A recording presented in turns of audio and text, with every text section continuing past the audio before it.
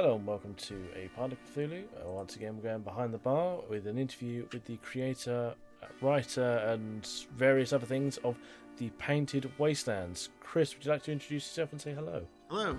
It's nice to be here.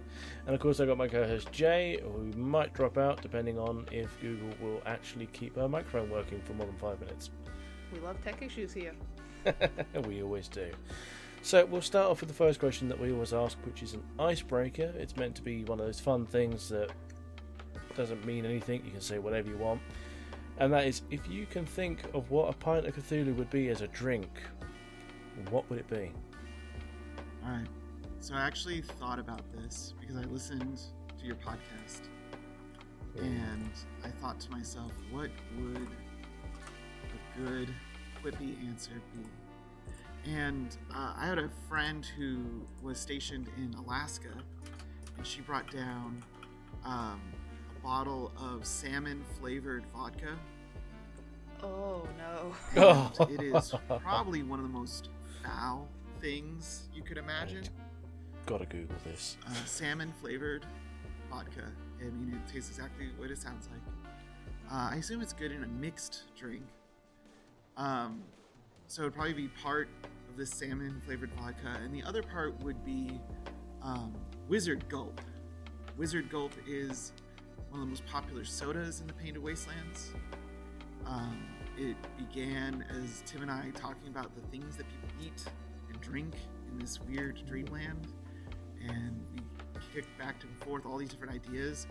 I don't drink a lot of alcohol, but I used to drink too much Mountain Dew, and Mountain Dew is always coming up with the weirdest flavors. So Wizard Gulp is like me sitting here saying, like, okay, what's the weirdest flavor I could think of? And it's things like citrus punch. That sounds nice. Pink. Okay. And clam with extra chunks. And it's like, ugh. So I'm always trying to think of like the strangest possible flavors. There's a pickle flavored Wizard Gulp. And I'm just always trying to think of like the most insane combinations. There'd probably be a really good one that goes with salmon, like a cream cheese flavored Wizard Gulp soda. Yeah, that's probably it. I've just Googled that, and apparently it's distilled with the glacier water and then infused with smoked wild Alaskan salmon, which I cannot for the love of me work out why the fuck anyone decided that would be a good idea to do. Alaska people are wild. I think that's a pretty good answer. We get a lot of Guinness and stuff, and we get a lot of absinthe on the show, but that's really unique. I don't want to drink that. No. It would cause sanity damage if you drink it. I'm just still stuck on clam chowder flavour. Yeah. Jay, do you want to go? Oh, yeah, sure. I've had butter and bacon flavoured sodas as well, which were... Yeah, but they're common. They're normal. Yeah, they're now. not good, though. Yeah. So, tell us a bit about yourself. So my name is Chris Willett, and I am a writer and a teacher. I teach world history. In fact, we're calling right now in the middle of my prep period. And, you know, I've started writing RPG books in the past few years because that's sort of something that I always wanted to do when I was like 12. Like I wanted to be the guys who wrote the D&D books. And a couple years ago I said, you know, why don't I start doing that?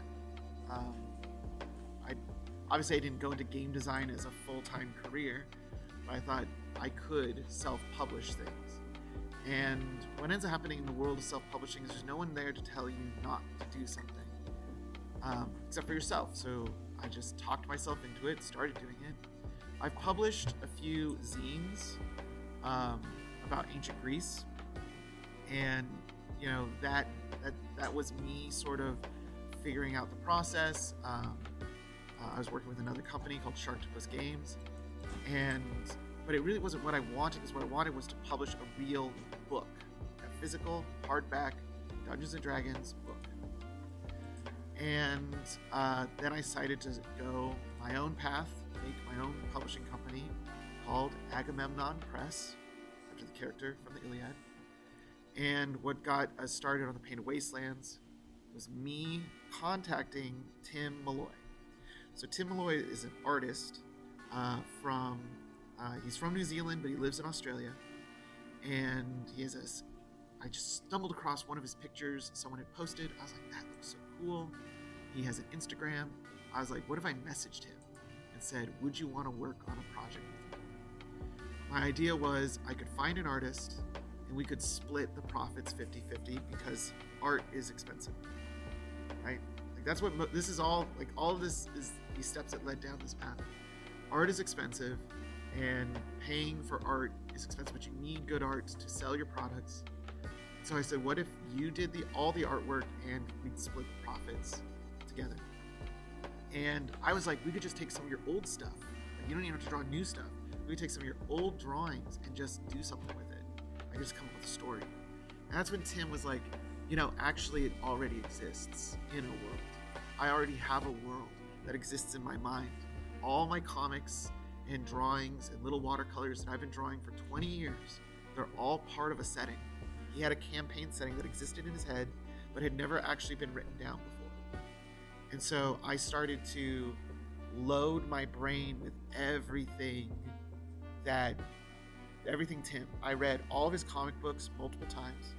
I went through all of his Instagram posts and everything that he ever written.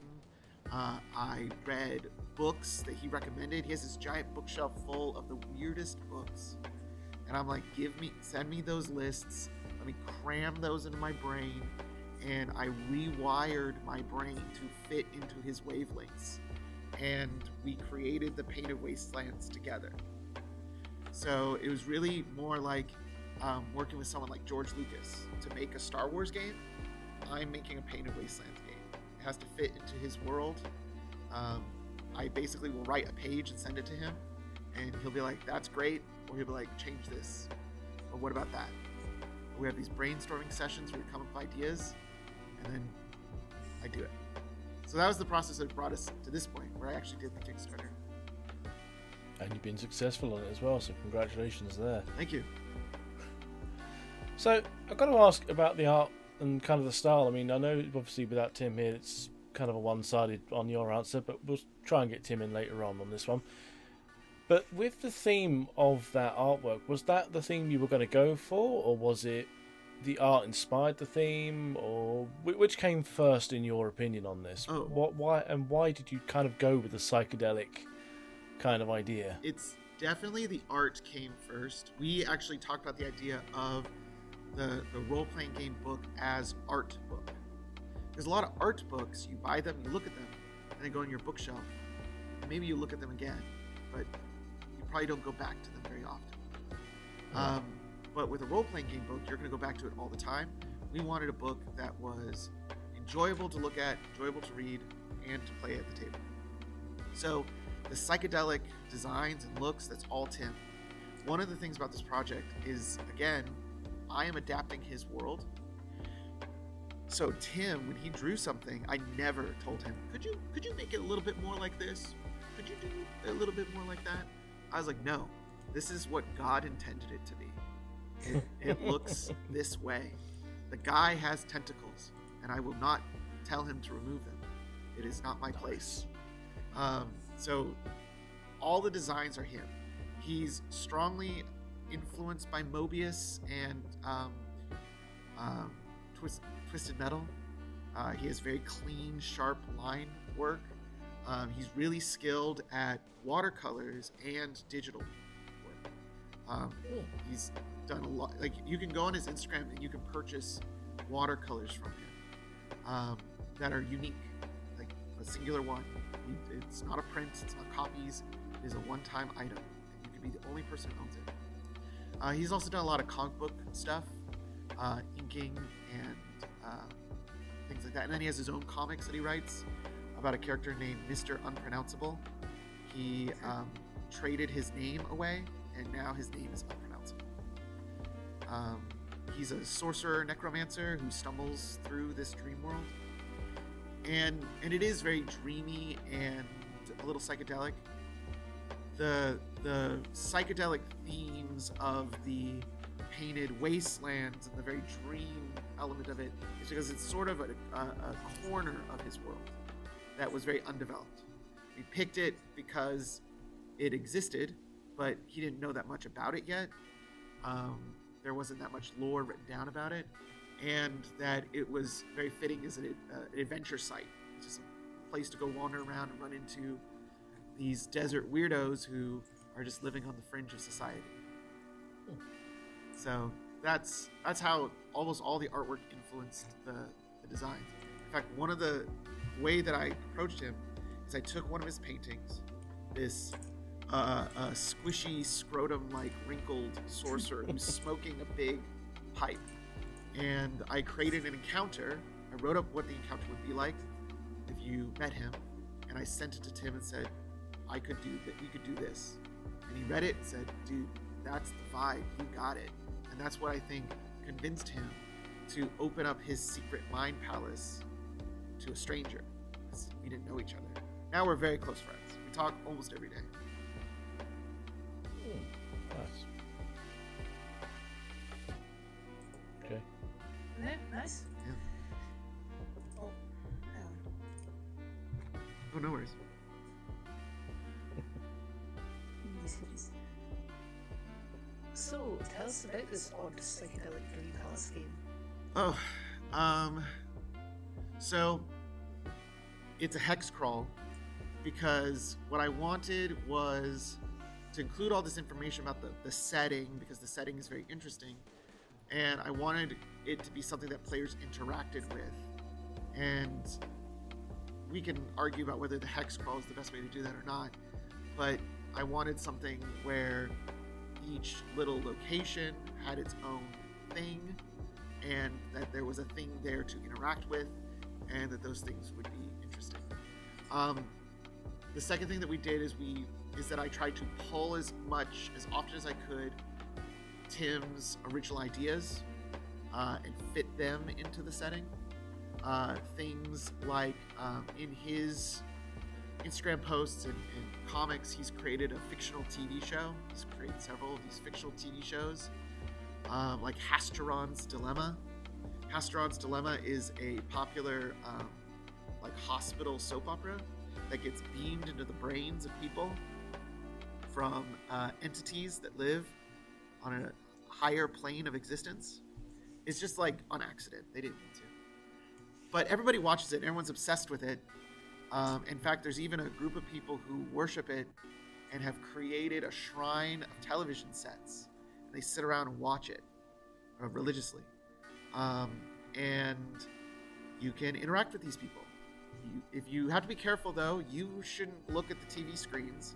If you look at the TV screens, you have to make a save, or you're going to have to sit down and start watching the show. You're going to start getting sucked into it. If you upset these cultists, the viewers, they might become aggressive and try to attack you. So there's all sorts of things that's one spot. That's one spot. The Painted Wastelands has a town, because every hex crawl needs a place where you can sell your loot. The town is called the Sorcerer's Marketplace. There's a tavern, so you need a tavern to get drinks and rumors, and that's called the Pastel House. But each of these is a thing. The thing about the setting is that it's weird, but there's things in there that are familiar. You know what a tavern is. You know about the Star Wars cantina. But this tavern's not just filled with dwarves drinking mead or elves drinking white wine. It is these desert weirdos, this sorcerer who's smoking a giant pipe and smoking ectoplasm and melting the wrinkled parts of his brain to smooth it out. There's weird food like deep fried lizards or like stuff like that. And so there's weirdness to it, but there's almost a normality to it. You know what a television set is. Television sets don't normally show up in D&D games, because most D&D games assume you live in medieval times. This setting assumes that you're sort of on this raggedy edge of civilization, and that there is a civilization that exists. There are cars, but if you open up the hood of the car, it's full of like wet, juicy organs. And instead of an engine. And instead of changing the oil, you have to stick your hand into the goop and pull out the intestine. You're like, oh, here's the problem, and we hook it up. And that's very dreamlike. There's an alien language called Dream Tongue. You see it all the time. Tim draws these weird symbols. And I talked to him about, like, do you want to make like a font, like a alphabet? And he said, there is no alphabet. Dream Tongue symbols are different. Each one is different. You look at them and you know what it says. Just like in a dream, when you look at a photograph and you know who's on the photograph, but you can't remember what it looked like. But that was my dad's photo, right, in my dream. Or you see something written on the wall, you know what it means, but you don't remember how it was spelled. So there's a lot of that dreaminess to this world. And there are also two classes that interact with it. One is the Neuromancer, the dream magician. There's a lot of people who end up in this plane, this dream plane, and they decide they just want to stay. They don't want to go back to the real world. They want to stay here. Like, why would you want to leave? And so they study magic that allows them to have more and more control over the dream world. And then the second class is the cat. It can be a cat. It's literally a cat. The cat gets a pet human who will carry him around and pet him and carry his stuff for him. Obviously, cats talk, but they also speak their own language called Meow Speak. And the cat class is more like a bit like a rogue or a halfling. They're small, sneaky, good at jumping and climbing. Not really good at fighting, but their human could swing a sword for them. I love that idea. That just sounds absolutely hilarious. Yeah, so you could be a cat if you want to. So, one of the things I've got to ask about is, because you run this with old school essentials, don't you? Yeah. What made you choose that over just going for something like a 5e or something like that? Like what most people do these days. I mean, don't get me wrong, I love the idea that it is old school essentials and not another 5e, but what made you choose that? Yeah. Perhaps if I was wiser and more financially motivated, I might do this 5e thing. But I actually believe that old school role players are more interested in the weirdness, because 5th edition role players seem to be more interested in Forgotten Realms, in Baldur's Gate, and I've played Baldur's Gate, and Baldur's Gate was fine, but I was like, damn, this is a very boring setting. This is something that I've seen 1,000 times. It's literally the same setting that I was, playing in when I was 12. And so I felt that because you go into the Dungeons & Dragons 5th edition with sort of almost like a preconception, I didn't like the preconception. I preferred old school games. I really like Dungeon Crawl Classics a lot. That's a great example of just a really weird game with really weird stuff. And that was what my ancient Greek zines were all written for. The reason I didn't choose Dungeon Crawl Classics is that it was actually difficult to create like classes, like spells. The way they're, I don't know if you're familiar, but one spell you have to roll to make the spell, and you could produce like a little effect, like I shoot 1 magic missile, or a big effect, I shoot 10, and it's like a giant table, or I charm 1 person and he kind of believes me, or I charm 5 people and they're my servants now. Like, it's that level of variability, and you have to make this chart for every single spell, and there's 50 spells in this book, and I was just like, I can't do it, it's too much effort.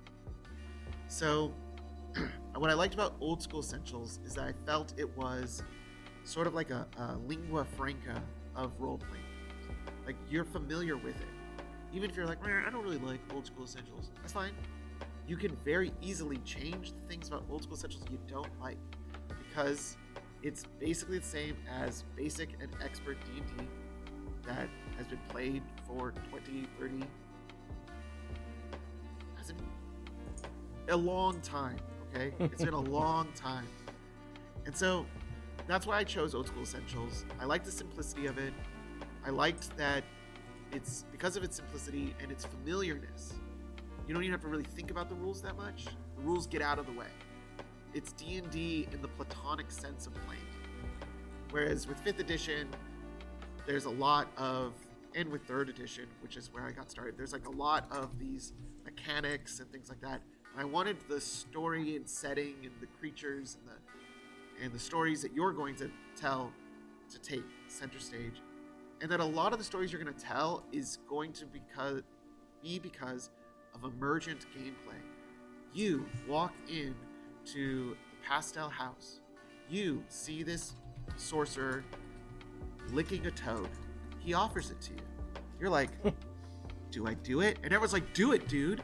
It'd be rude not to. You're like, you're right. So you lick the toad and you have to make a saving throw, and then you're going to have something happen to you.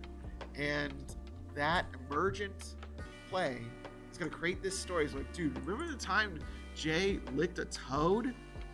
Yes, I remember. And she grew that third eye that allowed her to see secret doors. Just stuff like that. Also, it's lunchtime. Also, that bell says it's lunchtime. Oh. I mean, of course the answer is if there's someone offering you toad, yes, you lick it. Of course you lick it. There's a lot of that in the Why setting. wouldn't you? In the game, there's a lot of food and drink and almost everything, and drugs, and everything has some sort of effect. Like, there's some sort of benefit to doing these things. But then some of them also have drawbacks. Nothing is free. Mm-hmm. Can you walk us a little bit through character creation then? Yes. So the setting assumes really that you are fish out of water. So the very first encounter is the first hex is start here. It says start here, big letters. And it's basically like, yeah, you just washed up on the raggedy edge of the Painted Wastelands. And you have sort of like a chart that you can work off of why did you end up here? Like that you went drinking last night and you woke up hungover here in the Painted Wastelands. Or you ate a piece of a shrooman's flesh and it caused your spirit to transcend through the layers of the ethereal hierarchy. Now that the fungal effects have worn off, you seem to be stuck here. So character creation is you can be any character you want. You could be a dwarf. There are no other dwarves, but you could be one of the only ones. You could really use this as like a side track in any campaign. You wouldn't necessarily have to start over. You could use your same characters. Even if your players are level 20, they could go out drinking with a bunch of demons in hell, because you're level 20. That's what you do when you're level 20. And they all get way too drunk and wake up here in the middle of the desert and they're like, where are we? So there's that. It doesn't necessarily assume that you have to have like a lot of foreknowledge. But one of the things that I've been working on, and I'll share with you now, this is exclusive for your podcast, Ooh. that I have written a book called The Player's Guide to the Painted Wastelands. The idea is the book, The Painted Wastelands, is very referee-facing. It's mostly for the referee. There is some player stuff. So I wanted a book that was 100% player-facing. That you could buy this and you could just hand it over and not worry about any secrets. So don't read that part. And it has rules for creating a character who is from the Painted Wastelands. So you could be a desert weirdo, which is any one of the weird little guys that Tim draws, a trans-dimensional tourist. So you are actually from a higher plane, the upper ethereal hierarchy. Painted Wasteland's not the lower. And you're just here for the ride, man. Like, you're on vacation. Like, these guys are fighting for their lives, but hey, you're just here for some fun. You can, of course, be a cat. And one of the Oniri. The Oniri are sort of the native people of the Painted Wastelands. They are made of dream stuff. They're this fading away culture. So That is going to be a Kickstarter we're going to do in the springtime after Painted Wastelands is printed. It's almost ready to go to the printer. After it's printed and people start to receive it, we'll do this spring book. It's going to be like a soft paperback guy. It's supposed to be like a little thing you can't. Options for a hardback, though? Your addiction's showing that. It's pretty short. It's about 36 pages because the idea was this is a little thing you hand to your player because you don't want to be overwhelmed. You don't want to be overwhelmed. When I was a kid, my favorite book was the Forgotten Realms Campaign Setting Guide, big hardback book, full of lore and lore and lore and paragraphs and paragraphs and paragraphs, all this stuff. And the fact is that most of that's actually pretty useless. And your average game, like knowing what the capital of Chult is or knowing who the Lords of Waterdeep are, probably doesn't really matter that much. So it's meant to be small and short. It also is going to come with a zine called Strange Tales of the Painted Wastelands, which is written by a friend of mine, John, who was one of the proofreaders. He read through this whole thing. He was just like, man, my imagination's lit on fire. I want to know more about this. I want to write about this. So he's working on this, another side quest, another side area. Yeah. So, what kind of challenges have you faced with developing this over the time you've done it, and anything related to Kickstarter as well, possibly? Yeah. One of the biggest challenges is writing. You know, I try to write a lot. I try to spend a little bit of time every day writing. And that's the hardest part. Because writing is very lonely. Writing is just a very lonely activity. You sit by yourself and write. And you don't usually share it with people until it's done. So you're left alone with your demons and your self-doubt. And that's pretty hard. The production side has gone really, really well. Even though this is my first Kickstarter on my own, it's not my first Kickstarter ever. And I'm always open to learning things, but I've also been working together with really good people. So, before we even started the Kickstarter, it was written. Once we got paid for the Kickstarter, I paid for an editor to go through it, and she went through it a lot more quickly than I expected. I expected Tim to take longer to complete the artwork. I expected he wouldn't be done till the end of November, and he finished in September. He draws very quickly. He's a machine. He works through it so fast. And so all the artwork is done. Then we just sent it off to the layout person. I said, well, that'll probably take like a month or two. She got it done in a week. So we are cooking along very quickly. I've been going through this PDF with like millimeter eyes, like every detail, like can this be shifted? Can this be larger? Can we make sure that the artwork is as big as possible? That we really get to enjoy Tim's artwork while also enjoying the writing.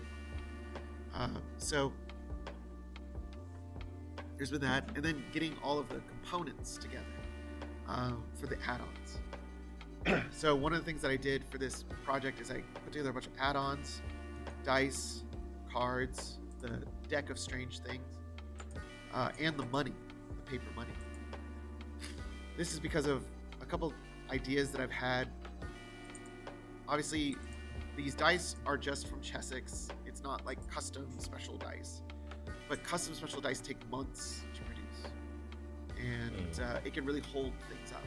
And so as I talked to backers about what sort of add-ons they preferred, most people said, I don't really care as long as it does not interfere with when I get my stuff. So I think people would prefer just dice that already exist than for me to, custom order special dice and hold up the production. Makes sense. The cards, Tim drew one, and I said, this is awesome. Could we make more? Could we produce more? Could we create like 5? And he's like, sure. So we made 5, and I printed those. I got those printed with this company, and I sent them to him. And I knew that as soon as he had them in his hands, he'd want more. Well, could you make 22? Because the deck of many things has 22 cards. So he did that, and that went together really well. Finally, the paper money. This is an idea that I've had for quite some time. The idea of you want to give your players gold coins when they earn money, right? You want them to earn gold coins, but that costs real money. It is expensive. And it's not really satisfying because, like, you're never going to have, like, piles of these gold coins like your players' characters would. So paper money is easier. And as I was pouring through Tim's comics, there was a panel where a character slaps down money, like paper money, to pay for his drink. And I was like, what is this, Tim? He said, oh, that's just currency. It's backed by ectoplasm. He never really thought about it, but I said, okay, let's build on that. We spent a bunch of time pitching ideas of names of what we could call it. We settled on ectos for ectoplasm. Plasmos, spirals, eckies. Those are all names people call it, but ecto is what we use. And so I ordered like a stack of this Monopoly money. Everybody's going to get 250 ectos. There's going to be like a big stack of it. I'm very excited for that. So all of that aspect has actually gone very smoothly. It's the writing that's the hardest part. Writing this stuff and keep it up. Okay, yeah. With how weird and zany and out there and how different all the creatures and the characters and everything can be, how do you handle game balance? Yeah, that was actually a really interesting for me. I worked together with a guy whose name is Bo Rancourt, and that dude's got to be a genius. I actually got onto him because he sat there and went through an adventure and kind of pointed out all the many different ways this adventure is actually unbalanced, and that like the XP and the gold don't add up and stuff like that. And I was like, dang, if only I could have someone do that before I wrote it. And so I reached out to him and said, hey, could you go through this? And so he went through the Painted Wastelands and really helped me to lock in how much is an ecto worth. It needs to be worth something, and it needs to make sense, and for us to use it as experience points. And so he sat there and he wrote me, I'll never share it with people, but it's so long, pages and pages of this economic paper explaining to me why it needed to be silver.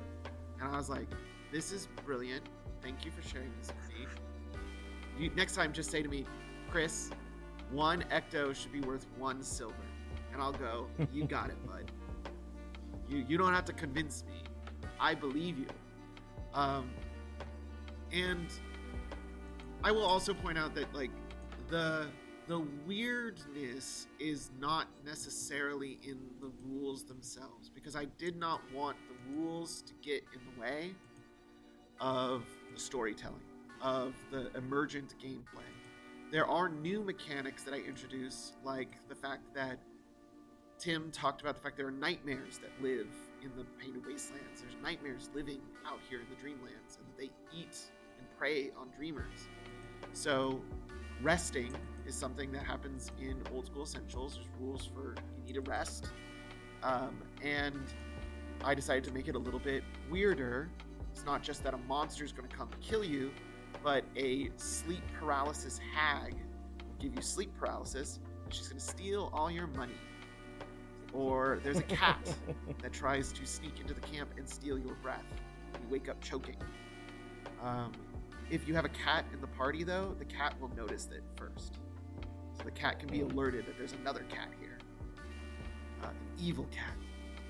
So it could be beneficial to have a cat in your party. There's a lot of random charts, and the charts are designed in such a way that you can always roll them if you want, and the balance is let the dice decide.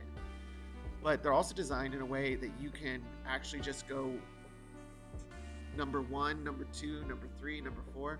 You don't have to leave it up to chance.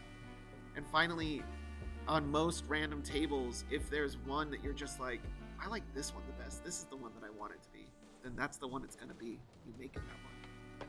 Whichever one's going to lead to the most interesting and funny stories. Fair play.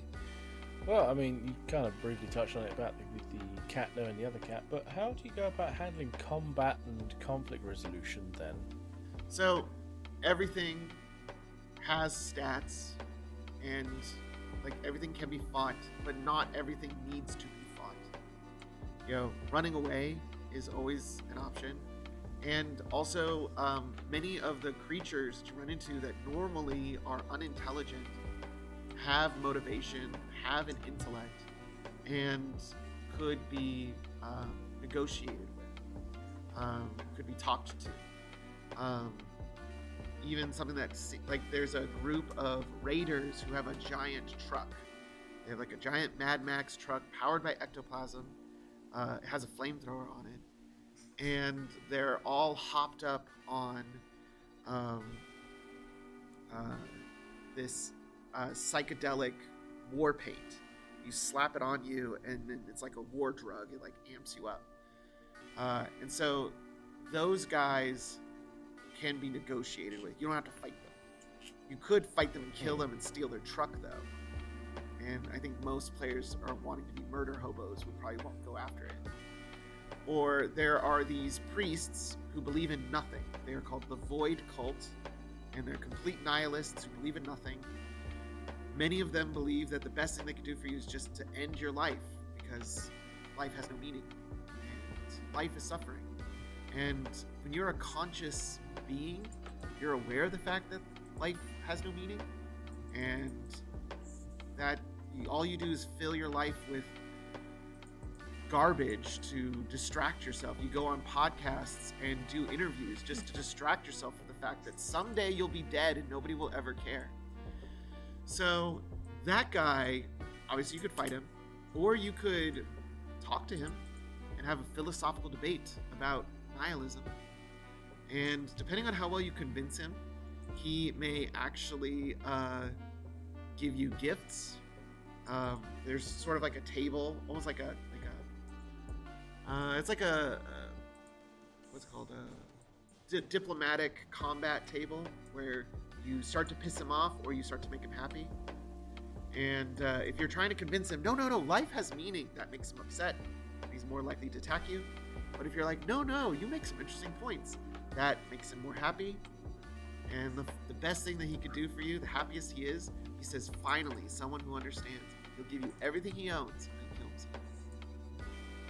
I was gonna say, could you just try and convince him that you want to be a decent person, so you're gonna kill him first? Yes. Yeah, he would probably be like, that's a great point. You could take on this mantle of convincing everybody that nothing matters. And you'd be like, wow, awesome.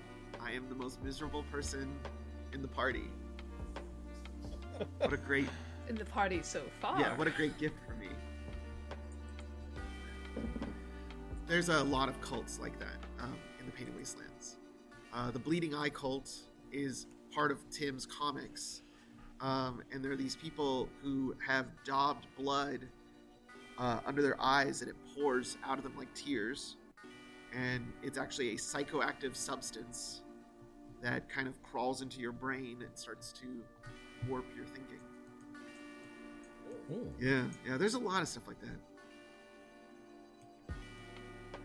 I like the sound of that, to be honest. Definitely one to keep an eye on, for sure. Jay? Yeah, I'm always a fan of the horror stuff. There's real neat. There's definitely like this spectrum of weirdness, horror, and humor. And I believe that all three of these sort of exist in an equilibrium in this book and the one that I'm writing next. The one I'm writing next is The Empire of Bones. It is the sequel to The Painted Wastelands. It is, if Painted Wastelands is a psychedelic dream, Empire of Bones is a nightmare. And that's sort of our guiding view on this. But one of the things that I talk about is that, like, you can't just be scary horror all the time. You can't just be bloody, gory all the time. That gets boring and gross. You need the weirdness. You need the weirdness to sort of balance it, and you need humor. A lot of scary movies have humor in it because it alleviates the tension. And even though Yeah, something yeah. can be scary and frightening in a role-playing game, at the end of the day, we're trying to also have fun. So nothing's more fun for me at the game table than when the whole group is laughing because you ate a pickle, a magic pickle that you thought would heal you, because that's what it did last time. But this time, a swarm of bees come shooting out of your mouth because that's the random result you got. You didn't know they were random. You thought they were healing pickles. Oh, nice. Which really, that was on you for assuming. The more I hear about this, the more I want to play it already. Yeah. I think the old adage about horror and comedy is every good horror movie is 90% horror, 10% comedy. Every good comedy movie is 90% comedy, 10% horror. Yeah, I think that's very accurate. I would say that it's probably divided into thirds. I'm really good at weird stuff. I'm really good at coming up with weird stuff. Tim is too. Tim's very good at the horror stuff. Like, he's really into horror movies. He's really into scary movies. He gave me like all these horror films to watch. These like body horror weird films. And I don't like those, but I watched them anyways. And then I'm usually pretty good at the humor part. There's several parts where I'm like, this is very funny. Okay, one of the movies was Naked Lunch. Naked Lunch, which is a super weird movie. It's got the guy from RoboCop in it. And it's very Tim Malloy, where he sits down at his typewriter and it's all mushy. And he sticks his fingers into it. It's so gross and weird. Or The Holy Mountain by Jodorowsky. These are all very weird movies that I watched, and I'm like, yes, this makes a lot of sense. Why you like it, Tim. And then I try to find ways to incorporate that into the adventure.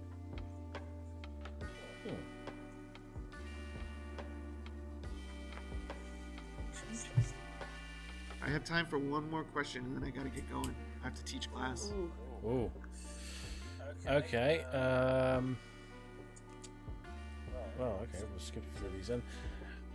Can you tell us any about the best and worst parts of making the game so far?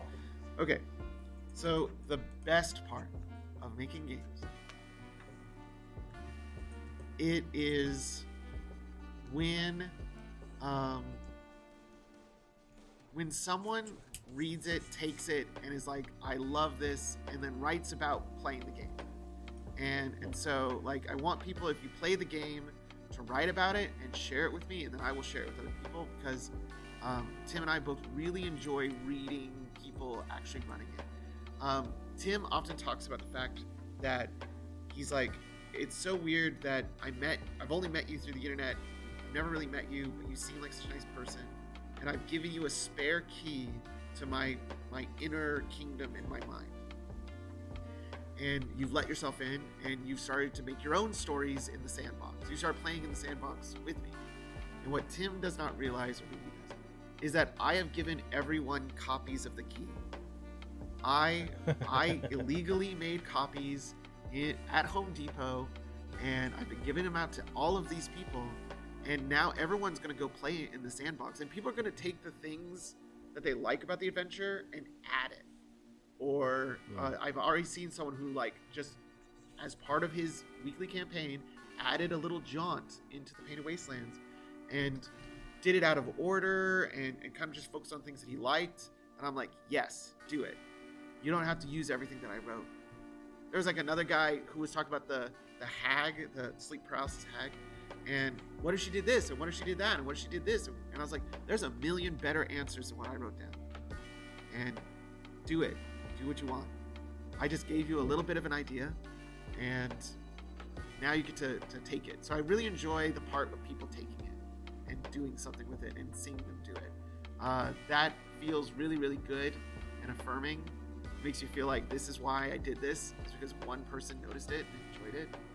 So I enjoy that part. I also think about that 12-year-old kid who was me once, who had his Dungeons & Dragons books taken away from him because his math grades were too low, and his dad grounded him from D&D books. And his dad said that you'll never make anything out of this. Like, this is a waste of your time. I always think about that guy, and that's the other thing that I really enjoy about this is I'm doing this for him.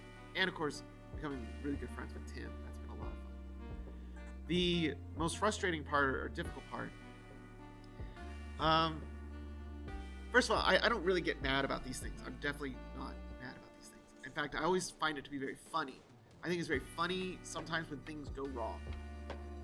That's what makes things funny, and I love it when a thing goes wrong and I can laugh about it.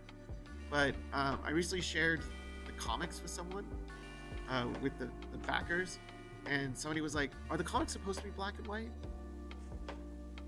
And I'm just like, "Yeah, dude. Like God intended. What kind of question is this?" And Tim was like, "Oh no, I sent you. I must have lost all the color when I emailed it to you. It fell out. My bad." No, they were never in color, you know? Some comments like that, I always just laugh about it. I'm like, this is so funny. So that's probably the more frustrating thing is sometimes I'm just like, what are we thinking? And then I go, all right, well, I'm gonna move on. Keep doing what I'm doing, whether you like it or not. Well, very quickly then, where can people find you if you want to be found? And any last remaining words before you have to go back to work, good sir? Yeah. So I have a website called Agamemnon Press. It is AGAMENMON Press. Agamemnon's from Greek mythology. You can also go to paintedwastelands.com. That's easier to spell. We still have late pledges open. There's a link at the top of, if you Google the Painted Wastelands, you'll see our Kickstarter. There's a link at the top of it. We'll put a link in the show notes, I'm sure. Late pledges are still open. They're going to be open all the way until I start mailing people their stuff. Because I want people to have that opportunity to join in on the ground floor. And then we have a Facebook group, the Painted Wastelands. I also have a Patreon where I've been posting previews of Empire of Bones. Because remember that writing is very lonely. And so what I've been doing is just taking screenshots of the page that I've written and posting it week by week on Patreon. It's patreon.com/hellcrawl. I just share it there because I figure it's nice to know that people see that you're doing something, and in a way they hold me accountable. Like I have to work on it, because if I don't, they'll know that I failed, and that keeps me going. And the final piece that I want to leave with is that anybody could do this. Okay? There's nothing that separates me right now from someone who's listening to this who wants to write their own D&D book, except for the fact that I did it. And like, if you want to write your own D&D book, do it. And you can message me and find me on social media, and I will support you, and I will cheer you on. And all you have to do is you have to write it. That's the first thing. It's the hardest goddamn thing in the world to do. Nobody likes writing. George R.R. Martin, you think that guy likes writing? No. That's why that book's taken so long. He likes hanging out with movie stars. So you got to write it. You got to write it. And once you've written it, and once you've played it and had people look through it and give you feedback, you got to write it again. You have to rewrite it. You have to change things. You have to rearrange things. And eventually you'll have something that's pretty good. And then you put it out there. And if you're like, but Willett, what if people don't like it? Who gives a shit? You're not writing it for them. You wrote it for you. You did it for you. If they bought your book online on DriveThruRPG or DM's Guild or whatever it is, they bought it and they didn't like it, that's fine. It's totally fine. You didn't do it for them. You did it for you. So that's my advice to anyone who wants to write. I wish I had heard that earlier in my life. Well, thank you very much for your time. We really have appreciated it. Any links that you want to send me to put in the show notes, let me know. Just send them into the email. Thank you again. It has been an absolute pleasure. And it's been a Part of Cthulhu signing off. Bye-bye. Bye.